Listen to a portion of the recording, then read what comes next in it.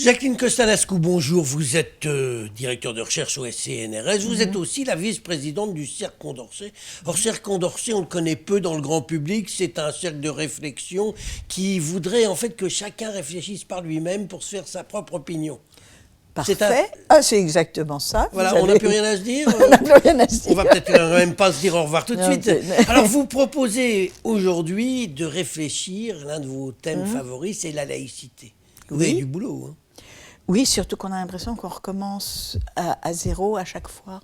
C'est incroyable. Depuis, au fond, maintenant, depuis les premières lois sur l'école, 1881-1882, on ne cesse de parler de laïcité dans le monde politique. On devrait savoir, on a des bibliothèques entières de livres qui expliquent, etc. Eh bien non, on a l'impression qu'il faut recommencer à chaque fois à réexpliquer. Il n'y avait pas de problème jusqu'il y a une trentaine d'années. La laïcité n'était pas un sujet jusqu'à il y a une trentaine d'années. Ça commence à l'être depuis 30 ans. Oui, mais parce que jusqu'à il y a 30 ans, les gens avaient une culture.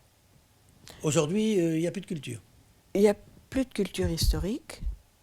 Et la culture de la part de qui? De la part de ceux qui suivent les cours ou à la part du monde enseignant? En partie du monde enseignant. Et justement, sur comme on dit, les valeurs de la République, tout ça, on a l'impression que, alors qu'on a refait les programmes d'éducation civique, ben non, c'est très curieux, l'impression qu'il y a une sorte d'amnésie sur le plan historique concernant la construction de notre pays, de la République.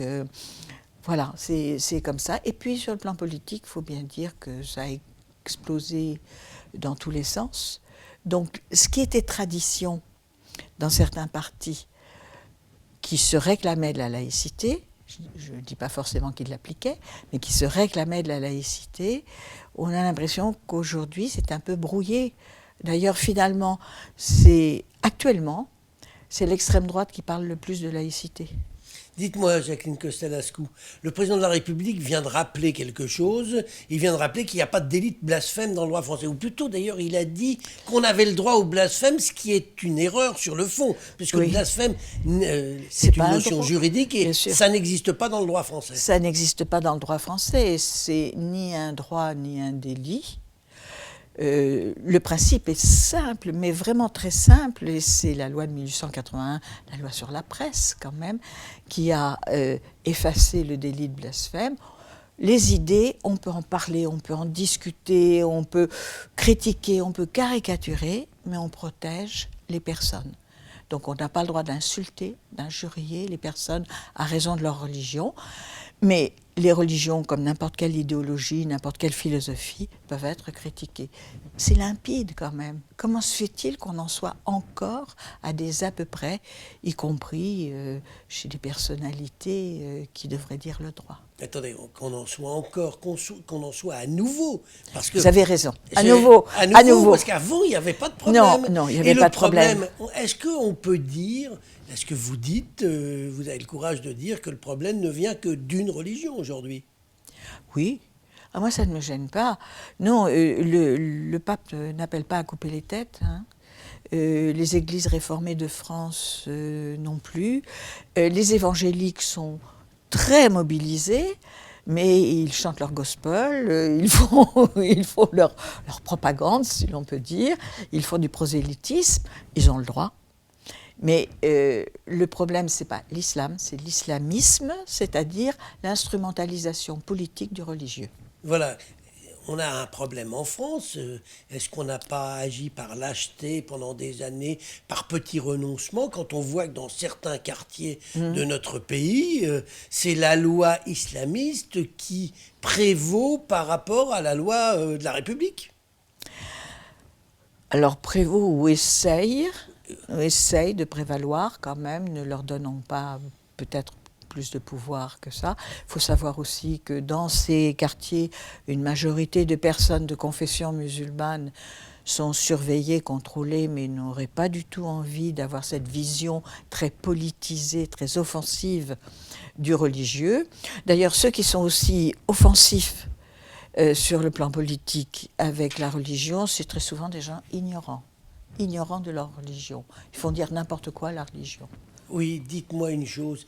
Vous vous battez pour qu'on revienne à cette notion de laïcité Oui. dans notre République. Il y a beaucoup de travail, je le disais en début, Oui. notre entretien. Une chose, est-ce que c'est pas d'abord et avant tout vos collègues enseignants qu'il faudrait prendre par le callback et leur dire, attendez, faites votre boulot?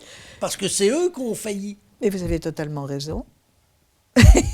Et pour d'ailleurs beaucoup d'autres domaines, c'est vrai que l'école de la République a cru généreux, ouvert à la diversité, être ouverte à la diversité. C'est un peu stupide, parce que la diversité, c'est un fait. Dans un pays démocratique, la diversité est un fait. C'est pas une valeur républicaine. De fait, une république favorise la diversité des opinions, des visions du monde, etc.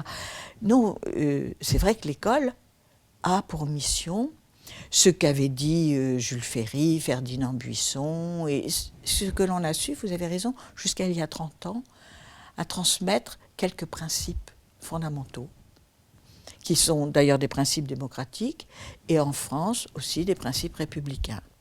Mais on a cru que c'était imposer quelque chose, que c'était impérialiste de parler des principes de la République. C'est stupide. Dites-moi, le cercle Condorcet, vous faites comment pour essayer de faire avancer les choses aujourd'hui? Pratiquement, vous faites quoi? Alors, Parce pratiquement, que c'est bien de parler, de Bien sûr. faire des grandes idées, mais pratiquement, est-ce que vous servez à quelque chose? on espère, en menant des débats, en faisant des conférences. Quelque chose qui marche très bien, c'est des débats après des films.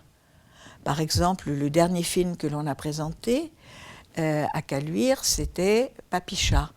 Ce film sur les années de plomb en Algérie, où des jeunes filles enseignantes, étudiantes, vous voyez, ne voulaient pas obéir aux barbus, comme on disait à l'époque, et donc mettre un voile. Et ce film parle de ça. Et on a fait un débat après, c'était vraiment très intéressant. Là où on est un peu gêné, c'est que, comme dans toutes les associations, peu de jeunes viennent. On a l'impression qu'il n'y a que les associations écolos qui, aujourd'hui, attirent un peu les jeunes. Peut-être que, justement, vous devriez parler aussi d'autres sujets que de la laïcité, mais la laïcité est un sujet, c'était de ça dont on parlait ce matin, un sujet important dans notre République. Jacqueline Costa-Lascou, je vous remercie. Merci.